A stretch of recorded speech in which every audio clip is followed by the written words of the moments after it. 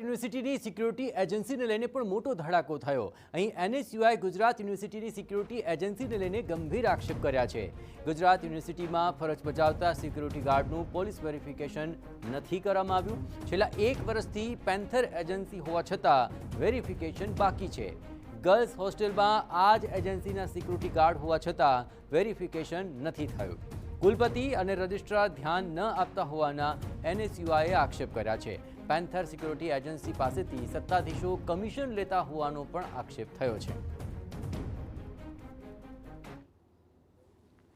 Gujarat university अंदर 187 मांथी गईकाल सुधी एक पण सिक्योरिटी गार्डनु पोलीस वेरिफिकेशन थयेल हतुं नहीं।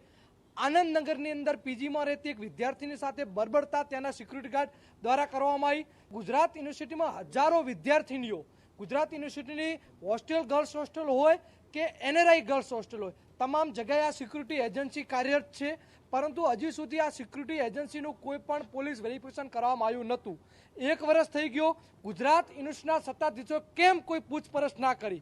शुं आ कोई મળતિયાઓને એજન્સી આપવામાં આવી હતી એટલે તપાસ કરવામાં ના આવી? શું એમના કોઈ મળતિયા જે એમના ગ્રુપના હતા મહિને જે કમિશન નક્કી કરવામાં હોય કમિશન પહોંચી જતું એટલે કોઈ તપાસ કરવામાં ના આવી? તો સિક્યુરિટી ગાર્ડના વેરિફિકેશન અંગે ગુજરાત યુનિવર્સિટીએ પણ કરી છે સ્પષ્ટતા। 100થી વધુ સિક્યુરિટી ગાર્ડનું પોલીસ રજિસ્ટ્રેશન બાકી હોવાનું તેમણે સ્વીકાર કર્યો છે। દુષ્કર્મની ઘટના બાદ ગુજરાત યુનિવર્સિટી હવે સફાળી જાગી ચૂકી છે। 2 દિવસ અગાઉ જ એજન્સી દ્વારા આ અંગે પોલીસ વેરિફિકેશન હાથ ધરવામાં આવ્યું છે। ગુજરાત યુનિવર્સિટીમાં 180 ગાર્ડ અલગ અલગ જગ્યાએ ફરજ પર છે। બાકીના ગાર્ડનું આજ સાંજ સુધીમાં વેરિફિકેશન થઈ જશે।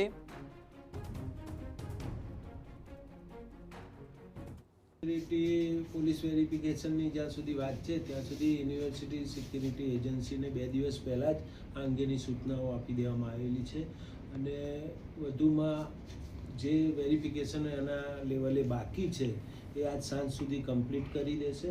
અને ત્રીજી વસ્તુ કે જે બી ગાર્ડ યુનિવર્સિટી કેમ્પસ ભવનોમાં અને ડિપાર્ટમેન્ટમાં હોસ્ટેલોમાં જે ગાર્ડ હશે એ પોલીસ વેરિફિકેશનવાળા જ મૂકવાના।